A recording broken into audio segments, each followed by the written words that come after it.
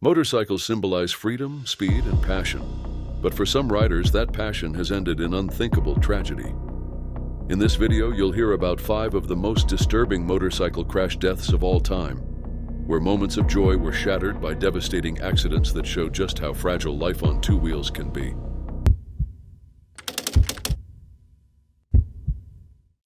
On June 21, 2019, along a stretch of Route 2 in Randolph, New Hampshire, members of the Jarheads Motorcycle Club rode together under the early evening sun. Many of them were Marine veterans, proud of their service and united by a shared bond that extended beyond the road. That Friday, they were on their way to a planned gathering at an American Legion post, riding as a group as they had done many times before. The convoy was led by Albert "Woody" Mazza Jr., who was known among his peers for his dedication and generosity. But what began as a routine ride through New England ended in one of the most devastating motorcycle crashes in the region's history.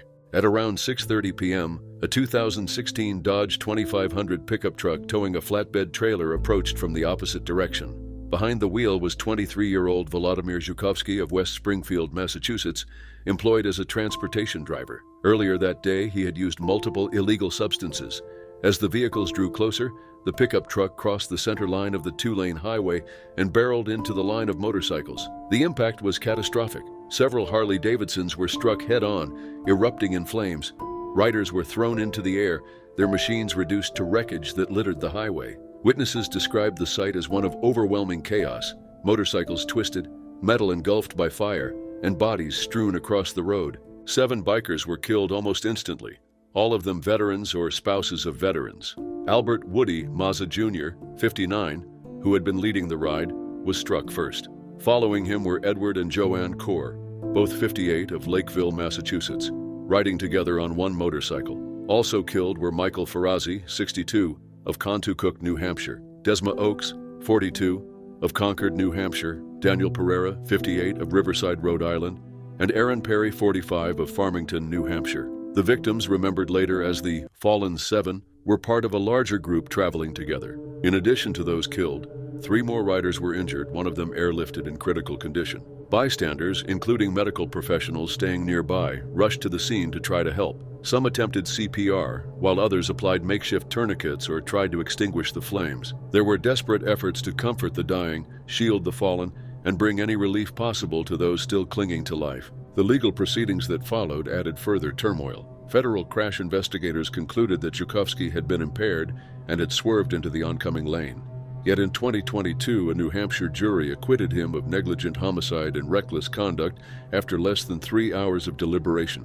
The verdict drew widespread shock and outrage, including from New Hampshire's governor, Chris Sununu, who declared that the Fallen 7 did not receive justice. Families of the victims expressed disbelief, unable to reconcile the deaths of their loved ones with the acquittal of the man behind the wheel. Prosecutors maintained that Zhukovsky caused the crash, highlighting his admissions of substance use earlier that day and testimony from witnesses who described his erratic driving. The defense countered by placing blame on Albert Mazza, arguing that he had been impaired and had crossed the center line. The court dismissed several charges tied to impairment, and inconsistencies in witness accounts played a role in the outcome. Despite evidence of use of illicit substances and a history of prior driving offenses, including arrests for impaired driving, Zhukovsky walked free of criminal responsibility. In the aftermath, administrative rulings kept his driving privileges suspended for years, though he may reapply as early as 2026. Immigration authorities detained him following the trial, and an order of deportation to Ukraine was issued, though enforcement has been complicated by the ongoing war there. For the families of the victims, however, no ruling could erase the grief of June 21, 2019. The crash left an enduring scar on New England's veteran and motorcycle communities. For those who knew the Fallen 7, their memory is honored not only in name but also in the bond they shared as Marines, spouses, and friends riding together on that summer day. On the evening of August 17, 2019, Cedric Benson was preparing to spend his Saturday night on the road.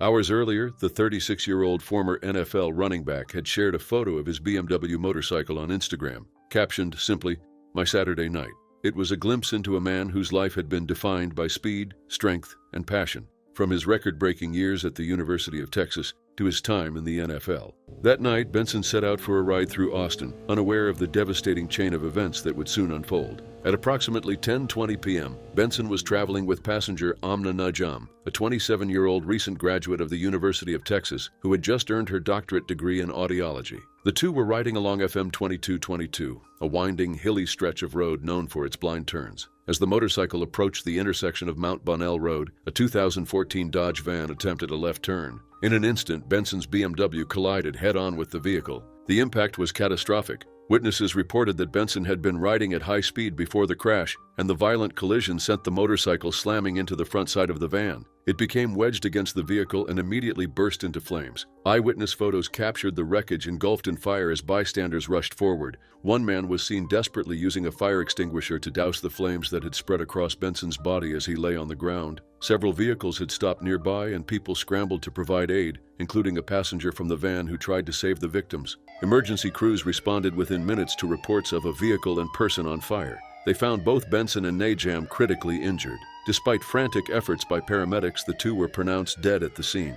Two adults inside the van suffered non-life-threatening injuries, but were able to speak with investigators. The driver cooperated fully with police, and no charges were filed in the immediate aftermath. Authorities noted that the intersection was especially dangerous due to poor visibility, a fact echoed by local residents familiar with the road. The wreckage was devastating. Photos from the scene showed Benson's motorcycle propped against the scorched van, its frame twisted and destroyed by the flames. Video taken shortly after the crash revealed emergency workers attempting to revive the victims, while smoke and fire filled the night air. The scene left no doubt about the force of the collision. For Amna, the crash ended a promising future that had only just begun. She had completed her PhD in audiology that spring at the University of Texas Moody College of Communication. In a statement, the university described her loss as devastating to the community and extended condolences to her family, friends, and fellow students. For Benson, the accident marked the sudden and tragic end of a life and career that had left a lasting mark on football. He had first risen to prominence at Midland Lee High School, leading the team to 3 state championships. At the University of Texas, he became a 4-year starter, rushing for more than 1,000 yards each season and finishing with 5,540 yards and 64 rushing touchdowns, ranking among the greatest in NCAA history. His senior year earned him the Doak Walker Award as the nation's top running back. Drafted 4th overall in 2005 by the Chicago Bears, Benson went on to play 8 seasons in the NFL with the Bears, Cincinnati Bengals, and Green Bay Packers. He surpassed 1,000 rushing yards in 3 seasons, finishing his professional career with 6,017 yards and 32 touchdowns before a broken foot in 2012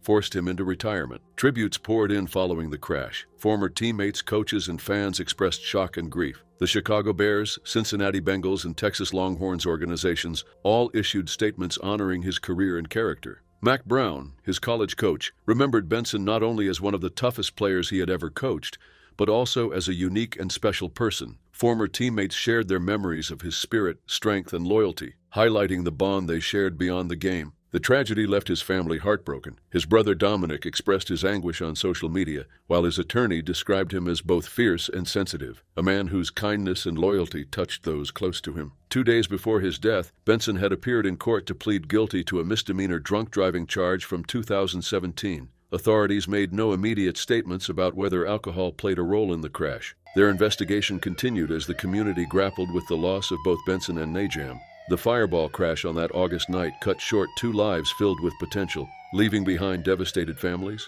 grieving teammates, and a stunned public. For many, the image of Benson's final ride, shared so casually on social media, now stands as a haunting reminder of how quickly everything can change. Kim Thompson was a man whose life revolved around the ocean. Born in Victoria, Australia, he began surfing in the 1960s during the longboard era and quickly stood out as a junior state champion.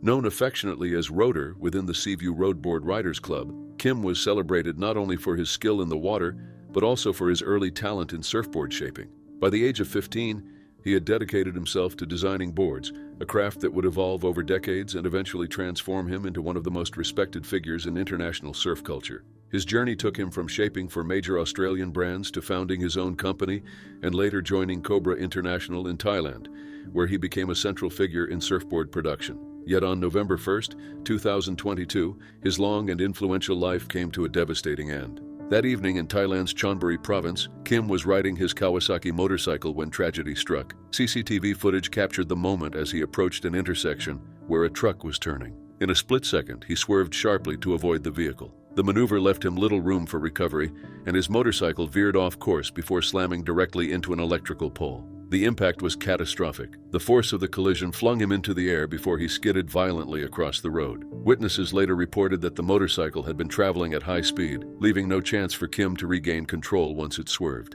The aftermath at the scene bore testimony to the violence of the crash. His Kawasaki lay mangled near the site, its frame twisted and destroyed. Emergency responders arrived quickly and attempted CPR, fighting to revive him. But Kim had suffered massive trauma, a broken neck, shattered arms and legs, and critical internal injuries. Despite all efforts, he was pronounced dead at the scene. He was 70 years old. News of his death spread quickly across the surfing world, where Kim was regarded as a pioneer. His shaping career had spanned more than 5 decades. In 1969, he began shaping for John Arnold's in Adelaide, before moving to Don Burford's in 1970. By 1971, he had relocated to Torquay, the heart of Australia's surf culture, where he worked for Rip Curl, Clem Bell, and Pat Morgan. He later became head shaper for Clem Bell surfboards, refining his craft as surfing's shortboard revolution transformed the sport. In 1975, he launched his own brand, Water Cooled, which became known for innovative designs sold in Australia and abroad. Kim eventually moved to Thailand, where he joined Cobra International in the 1980s. With them, he developed large-scale surfboard production while continuing to innovate in design. He was instrumental in setting up a world-class facility that merged traditional shaping knowledge with advanced composite construction techniques. This allowed him to experiment with new concepts and deliver boards that pushed the boundaries of performance and technology. Among his many creations, he is credited with designing the PU Heritage Series, a line of boards that remains influential. Following his death, tributes poured in from across the industry. Cobra International released a statement honoring him as a core member of their team, recalling how he brought his water-cooled brand from Australia decades earlier with the dream of shaping exceptional boards and pioneering mass production methods. They described him as a true industry legend whose impact would be felt for generations. Nature Surfing Products, another company he collaborated with, remembered him as both a gifted shaper and a loyal friend. Kim's passing also highlighted the dangers of motorcycle travel in Southeast Asia, where poor road conditions and limited traffic control contribute to thousands of deaths annually. Similar tragedies have claimed the lives of other surfers abroad, underscoring the risks faced by riders in the region. A funeral service for Kim was held at the Samnak Bok Temple in Chonburi from November 1st to 5th, before his body was cremated. Friends, family, and colleagues mourned the loss of a man whose boards carried surfers across waves worldwide. His dedication to innovation left a lasting mark on the sport he loved. In August 2023, Burak Kantas was a rising figure in the world of social media, admired by thousands for his adventurous spirit and deep love for motorcycles.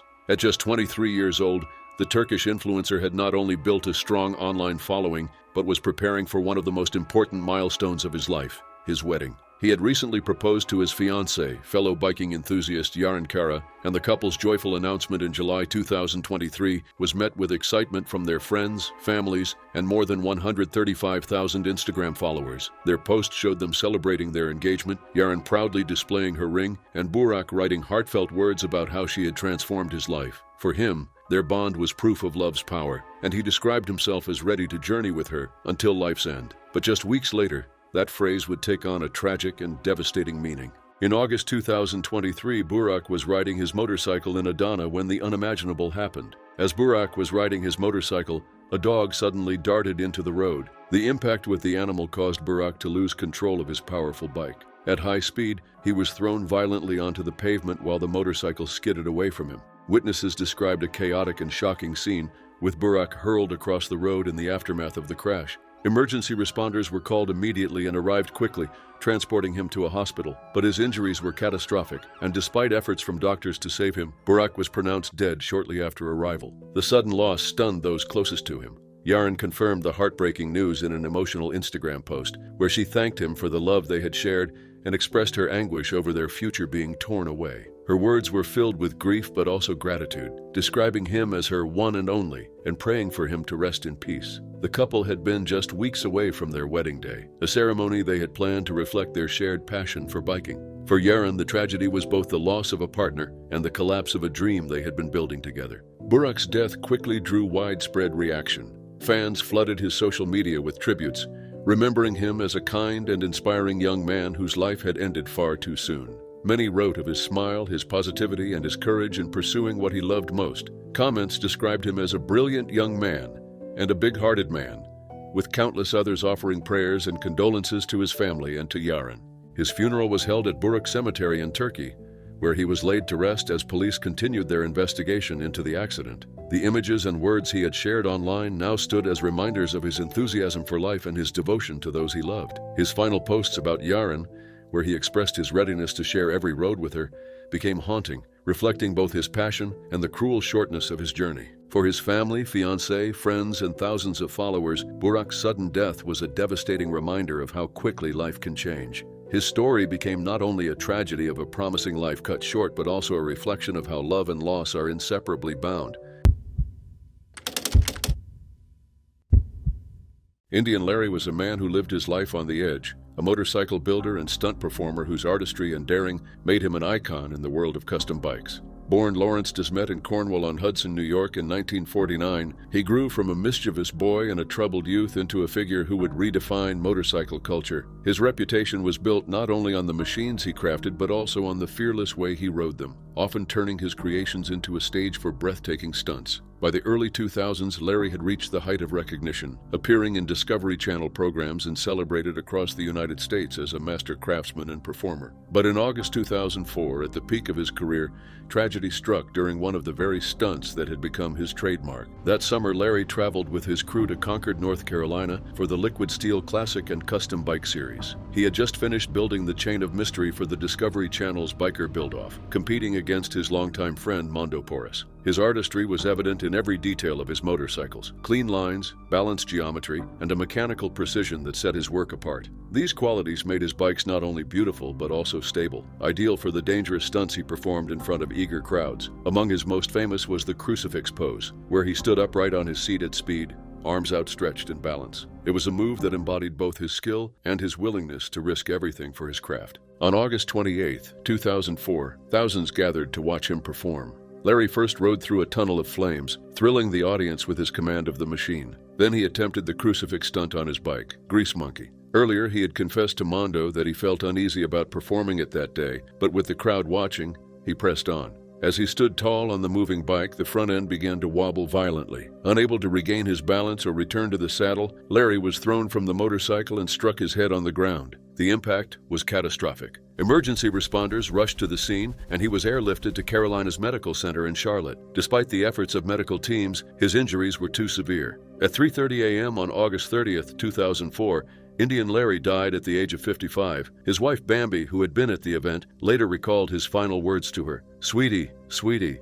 The aftermath of his death sent shockwaves through the motorcycle world. To his fans, he had been more than a builder or a stuntman. He was a symbol of authenticity. His artistry with bikes like Grease Monkey, Wild Child, and Daddy-O had set new standards for what a chopper could be, while his appearances in Motorcycle Mania 2 and multiple Biker Build-Off episodes had brought his work to international attention. In New York, his shop in Williamsburg had become a landmark for enthusiasts, and in life he was increasingly recognized for elevating motorcycle building into an art form. Tributes poured in after his passing. Fellow builders honored him with a tribute bike named Love Zombie, designed by Billy Lane, Kano Sasaki, Paul Cox, and Kendall Johnson. Thousands of bikers gathered at a memorial at his shop in Brooklyn, reflecting on his life and legacy. He was remembered not only as a fearless rider, but also as a man whose creativity and vision reshaped motorcycle culture. Indian Larry's story is one of brilliance and tragedy, of a man who found meaning in danger and expression in steel. His death was sudden, but his influence endures, carried forward in the machines he built, the artistry he inspired, and the devotion of those who still see motorcycles as he did, living works of art.